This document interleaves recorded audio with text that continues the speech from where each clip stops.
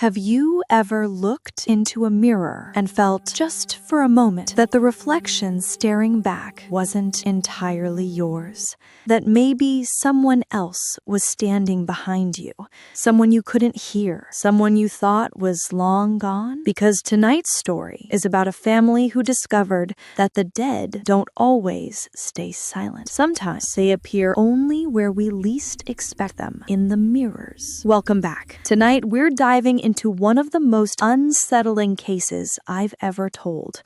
A haunting where the entity didn't wander hallways or whisper in the night. It simply waited patiently inside the reflective surfaces of a house. This is the story of a young man named Daniel, whose deceased grandmother began appearing only in mirrors, not in memories, not in dreams, only there. And by the end of this video, you'll see why her appearances were not the most terrifying part of this story. It started a week after her funeral. Daniel was brushing his teeth late at night. The light bathroom flickered, nothing unusual. He leaned forward, spit, and looked up at the mirror. What he saw made him freeze. In the reflection behind him stood the faint silhouette of an elderly woman, thin, hunched, hair tangled in gray strands that draped over her shoulders. But when he turned around, the bathroom was empty. When he looked back into the mirror again, there was nothing. He tried to laugh it off, stress, grief,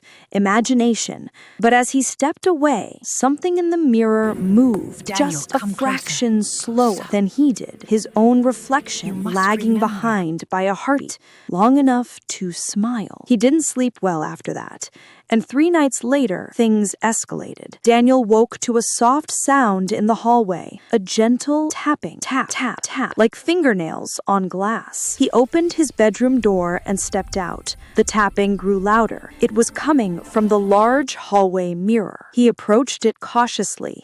As he got closer, a voice hissed from behind the glass. Daniel, open the door. The voice was unmistakable. His grandmother's. She sounded frail, strained, desperate. He stepped closer, trembling, and saw her face pressed up against the inside of the glass. Her lips pale, her eyes wide and unblinking, her breath fogging the inside of the glass. Let me in. Daniel stumbled back, knocking over a picture frame. When he looked again, the mirror was empty, but things didn't stop. In fact, they began happening everywhere.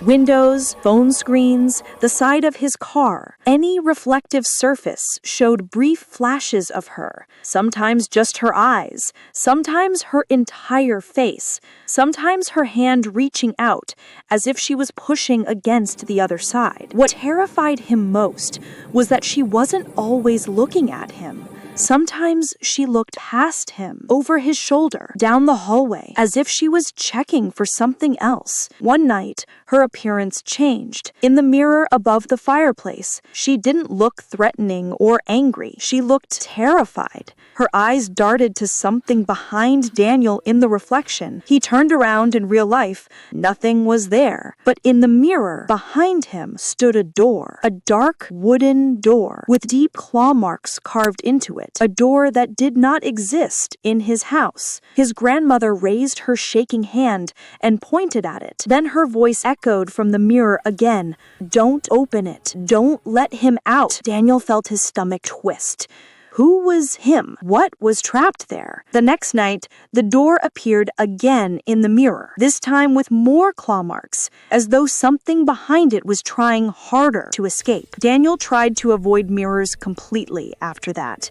He covered them, turned them over, used them only when absolutely necessary. But the reflections found him anyway. In the black screen of his TV, in the shiny metal of a doorknob, in the darkened window as he walked by. His grandmother's reflection would appear, sometimes only for a breath, sometimes for several seconds, and every time she seemed weaker, more desperate, more panicked. Then one evening, while walking past a storefront window, Daniel saw something that made his blood turn cold. His grandmother's reflection stood behind him, but she wasn't alone. Behind her loomed a tall figure, featureless, completely black from head to toe. Its face was smooth, like a blank mask with no features. It towered over her, with one hand on her shoulder, and then slowly, the faceless head turned toward Daniel. He felt its focus like a physical weight pressing into him.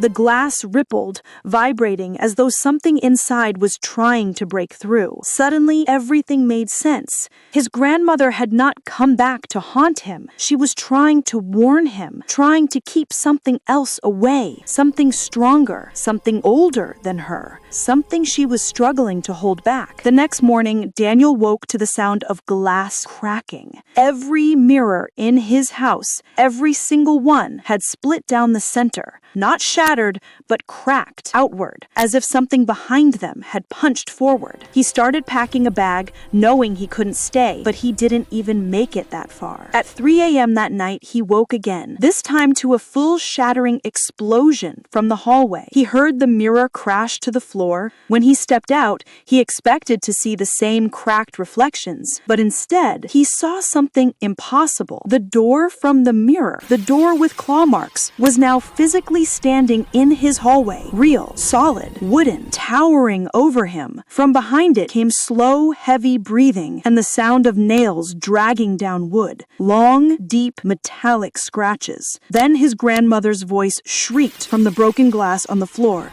"Run!" The door burst open. Daniel didn't wait. He bolted out of his house, sprinting barefoot across the street. He didn't stop until he reached his neighbor's porch and started pounding on the door. When the police arrived, they searched his home from top to bottom, but there was nothing there. No intruder, no door, no sign of forced entry, but every reflective surface in the house was completely destroyed, shattered from the inside out, as though something had pushed its way toward reality. Later, Daniel saw the neighbor's doorbell camera footage. It showed him running desperately across the street, but what froze his blood was what the camera captured behind him, standing in his doorway, was the tall, dark figure. Its smooth, featureless face turned slowly toward the camera as Daniel fled, watching him, tracking him. Daniel moved out of state shortly after. To this day, he refuses to have mirrors in his home. No glass, no screens, no reflective surfaces if he can avoid them. But he told me one thing that still keeps him awake. When he walks past storefront windows, or parked cars, or darkened buildings at night, sometimes he catches a glimpse of something behind him in the reflection. Sometimes it's his grandmother. Sometimes it's something else, something taller. And each time, it looks a little closer than the last. If this story kept you watching your own reflection, make sure you like the video, subscribe, and leave a comment. Tell me your theories. And if you want more stories that follow you into the dark, check out the next video. Just remember, don't stare too long at your reflection tonight. You never know who might be staring back.